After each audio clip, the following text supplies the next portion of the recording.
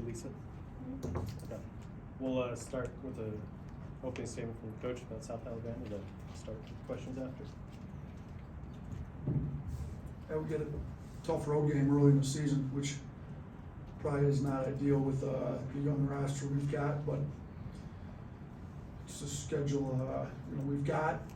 Richie's done a great job at South getting transfers. They've gone high major transfers, transferred down. Now they've gone with the best Division II players in the country, transferred up, and they can obviously play. They played New Mexico really tough on the road. New Mexico's a quality team, so we've got our hands full early in the season. I mean, season's 7 days old, and we're going on the road already. So, we're going to have to show some maturity to play well. They've got some talented players. I mean, Kevin Samuel's very productive in the Big 12. He's there now. He's a load. I mean, he's bigger than any of our bigs. So we're going to have to handle him well. The guards they've got, Parham's obviously super talented, but more kid that transferred out from the D2s played really well, pushing a triple-double at New Mexico. So we've got a tough game in front of us, to be honest with you. So they played us tough here last year. It was a 5-point game here last year. They played us tough in our gym. Now, they feel like they've got a more talented roster, the best roster he's had since he's been there, and we got to go on the road. So, we're going to have to play well. Nick? Obviously, first road game that counts, but you guys have played games away from here. What are some of the things you want to take from the TCU scrimmage, from the foreign trip, and then what kind of things do you need to see improved from that? Yeah, I mean, the foreign trip, obviously, the first two games weren't very good. Chinese national team was good. We played well from that. We were kind of able to,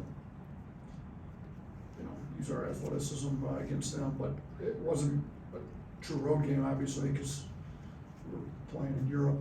They were coming from China, and we're coming from the U.S., so yeah, you got a little bit of that just because you're not playing in your own gym, you don't have the crowd behind you. I would hope that we'd have quite a few Alabama fans down there in South. I mean, that's part of the reason we agreed to do the 2-for-1 is to get kind of all the Alabama fans down in Mobile area a chance to watch us play. So, it's a road game that, they're used to playing in their gym, but I'm hoping that the crowd's not what it was, say, in Seattle against Gonzaga last year. I'm hoping it's a little more neutral crowd, or maybe even tilted our way. I don't know. We'll have to see what happens. I know Auburn played down there, I think, my first year here, and if I remember right, that was a 1-point game that easily could have gone South's way. So, I mean, they've had some high major teams in there in the past and played really well. So, I talked to our guys about playing on the road. I mean, what's the difference? You're playing in the gym, you don't usually play in. We're going to go in there and make sure we're used to shooting in their gym, and then don't sleep in your own bed the night before. I mean, there shouldn't be.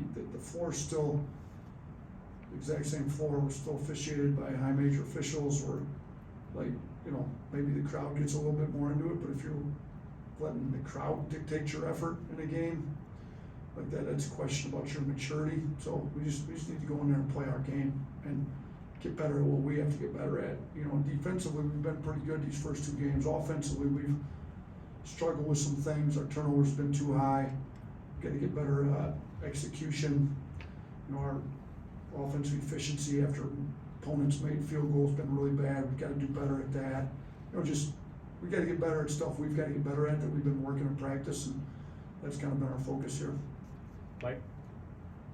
You mentioned last year's game being pretty close here. Is there carryover from that? Any corrections that can be made, or is the roster just so different? I mean, their roster's so different with all the transfers they've got, and our roster's so different. We definitely look at those games just to, they got the same coaching staff, and we do what they're trying to do versus what we're trying to do. But, they've got a lot of different players. So you definitely look at it, but I don't know how much it's applicable just with the change in rosters on both sides. Charlie? I've got to just, do you have an update on Dom and Darius? And then secondly, after the game you talked about Jaden Bradley's defense against McGee. Just how does this overall game kind of progress since he got on campus? Dom and Darius, neither one of them, did much in practice today, so I'd probably say they're both doubtful, based on how they wake up tomorrow morning and feel, but, we'll see where they're at. Jaden Bradley's defense on McGee, I think Jaden Bradley's tough, gritty, competitor, winner. I think that's why he was highly rated as a recruit. You know, it's not like there's any one thing that just bounces off the page. He's not like a freak athlete, you know, he's not an unbelievable shooter, he's just tough, gritty. You know, I try to, you know, kind of compare him maybe to some Marcus Smart type, like just make all kinds of winning plays, like guard the other team's best team player, take care of the ball, make sure our team's getting a great shot when you're in the game on offense, you know, high IQ guy, so, and he's coming, he's, you know, I think him not playing for almost 6 months with the foot injury, you know, obviously put him behind, you know, he's catching up, he's getting more comfortable in the offense, he's starting to figure out his teammates, how to set them up better. I mean, that's a big part of what he does is make his teammates better, you know, he's figuring out where all the different guys want the ball, where they like getting their passes, you know, where he can hit Charles on a roll, Pringle on a roll, you know, how can you get Brandon, how can you get Amari, playing him together with Sears, where does Sears like to get the ball, you know, he's got some elite shooting around him, so just, we want our, I tell all the guys this, but is the offense better when you're on the floor, is the defense better when you're on the floor? I think he's one of those guys that really takes that to heart and tries to make sure that the team is better when he's in the game on both sides of the ball by what he can contribute. Tony? This kind of goes back to the mental maturity thing, but do you do anything differently for a 9 p.m. tip-off? Does it kind of change the preparation? And then also, I think you got one, 9:30 against Michigan State, so does it kind of help prepare for that? Yeah, the Michigan, I don't even know what the Michigan State, is that 9:30 Portland time, Tip?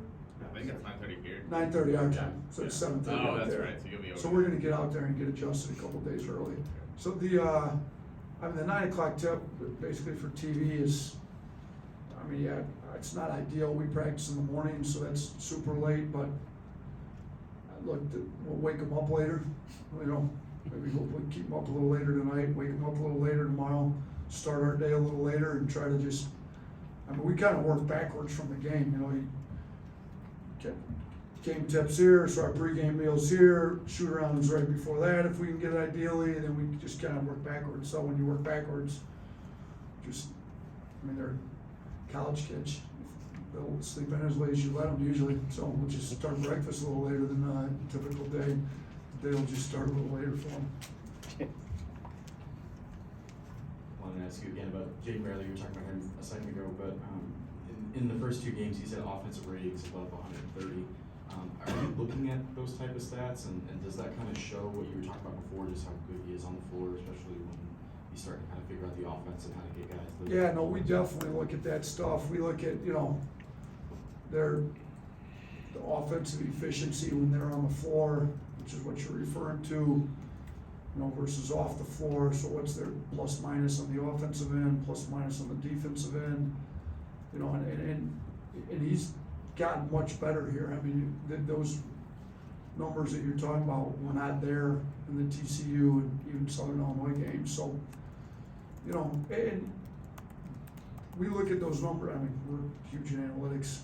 I'm a math guy, so we look at those a lot. Now, there's all kinds of factors that factor into that. You know, seeing the game when the other team just misses some wide open threes. Do we happen to get a couple? But I think, you know, over the course of time, if those numbers continue like they are, it's going to definitely tell you something about him being in the game. So 2-game sample size on some of that stuff's a little small, but, you know, it's a great start. See if he can keep it up. It's still holding true 6, 7, 8 games in. It's going to say a lot about, you know, him being on the floor for sure. You good? Thanks, Coach. Thanks.